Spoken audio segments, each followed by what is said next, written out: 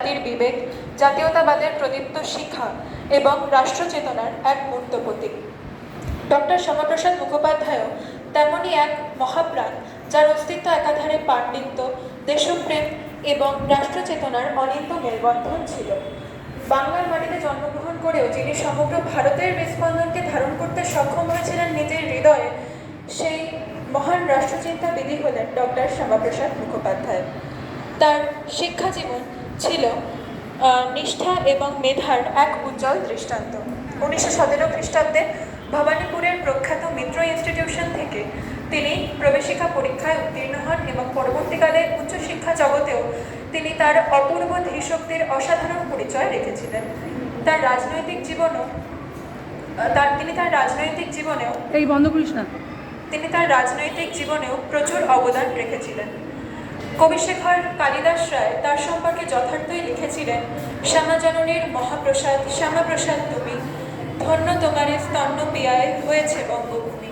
আজ যে আমরা পশ্চিমবঙ্গ রাজ্যে বসবাস করছি এবং আমাদের মাতৃভাষা বাংলাকে সমগ্র বিশ্বের দরবারে পৌঁছে দিয়ে বাঙালি হিসেবে মাথা উঁচু করে বেঁচে থাকতে পারছি, তা নিতান্তই এক বাঙালির কঠোর সংগ্রামের ফল, এবং সেই বাঙালি হলেন ডক্টর শ্যামাপ্রসাদ মুখোপাধ্যায়। 20 জুন পশ্চিমবঙ্গ দিবস। পাকিস্তানে পশ্চিমবঙ্গের অন্তর্ভুক্তির হাত থেকে যিনি এই রাজ্যটিকে রক্ষা করেছিলেন, তিনিই হলেন ডক্টর শ্যামাপ্রসাদ মুখোপাধ্যায়। একটু ইতিহাস ঘাটলে দেখা যায়, বেশি দিন তো নয়, এই 1946-47 সালের কথা হবে। ভারতবর্ষ তখন সম্পূর্ণ ব্রিটিশ শাসন। ভারতে চলছে বর্বর মুসলিম লীগের অত্যন্ত নৃশংস হিন্দু নিধন যোগ্য শাসন, এবং সীমানাবস্থায় পাকিস্তান নামক রাষ্ট্রে সম্পূর্ণ মুসলিম শাসন জারি হলে হিন্দু প্রজাতির যে কি চরম লাঞ্ছনা গঞ্জনা সহ্য করতে হবে তা ভেবে শিউরে ওঠে ভারতের আপামর হিন্দু সম্প্রদায়। সেই অবস্থায় ডক্টর শ্যামাপ্রসাদ মুখোপাধ্যায় তার বজ্র এবং উদাত্ত কণ্ঠে ডাক দিয়ে বলেন, অন্যায়ের প্রতিবাদ করো, প্রতিরোধ করো এবং প্রয়োজনে প্রতিশোধ নাও।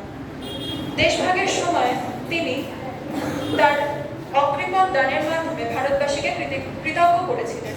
দেশভাগ শব্দটি ভারতের এক রক্তাক্ত ইতিহাসের সাক্ষ্য বহন করে। 1947 খ্রিস্টাব্দে দেশভাগের প্রাক্কালে সোহরাওয়ার্দী ভারত এবং পাকিস্তান ডোমিনিয়নের বাইরে বেরিয়ে এসে একটি স্বাধীন এবং স্বতন্ত্র যুক্ত বাংলা গঠনের প্রস্তাব দেন, যা সোহরাওয়ার্দী প্রস্তাব নামে পরিচিত। এবং সেই যুক্ত বাংলায় যাতে হিন্দু বাঙালিদের অস্তিত্ব সংকটাপন্ন না হয়, সেই বিষয়টি সম্পূর্ণভাবে শ্যামাপ্রসাদ মুখোপাধ্যায় নজরবন্দি ছিল। তার পাশাপাশি পূর্ববঙ্গ যখন পাকিস্তানের অন্তর্ভুক্ত হয়, তখন যে 1.5 কোটি হিন্দু নরনারী বাস্তবিকতা থেকে উৎখাত হয়েছিলেন, তাদের ত্রাতা হয়ে দাঁড়িয়েছিলেন ডক্টর শ্যামাপ্রসাদ মুখোপাধ্যায়। তার জীবনের অন্যতম একটি রাজনৈতিক অধ্যায় ছিল কাশ্মীর অভিযান। 1953 খ্রিস্টাব্দে 11ই মে কাশ্মীরে প্রবেশের সময় যখন পারমিট গ্রহণ করতে হয়েছিল, তখন তিনি তার তীব্র বিরোধিতা করেছিলেন, কারণ একই দেশমাতৃকার এক প্রান্ত থেকে অন্য প্রান্তে যেতে সেই দেশের নাগরিকের পারমিটের প্রয়োজন হয় নিতান্তই ধৃষ্টতা, এর কোনো যুক্তি নেই। সুতরাং তিনি কোনো রকম পারমিট ছাড়া কাশ্মীর অভিযানের সিদ্ধান্ত নিলে তাকে শ্রীনগর জেলে বন্দী করা হয় এবং সেখানেই রহস্যজনকভাবে হৃদরোগে আক্রান্ত হয়ে তার মৃত্যু হয় বলে সকলে মনে করেন। যদিও তার মৃত্যুর রহস্য অনেকটাই গভীর, কিন্তু রাজনৈতিক তথা শিক্ষার ক্ষেত্রে ভারতে তিনি যে অবদান রেখেছিলেন তা নিতান্তই অনস্বীকার্য। সেই কারণেই বলা যেতে পারে, as long as the Ganga flows and the Himalayas stand in the silent majesty, India will remember her indomitable soul, Dr. Shyamaprasad Mukhopadhyay. We salute the man whose roar shattered silence, whose courage defied promise. When others bowed, he stood for the rights of Hindus, for the soul of Bengalis, and for the sanctity of our soil. On 20th June 1947, he wrenched West Bengal from the jaws of Jinha's design,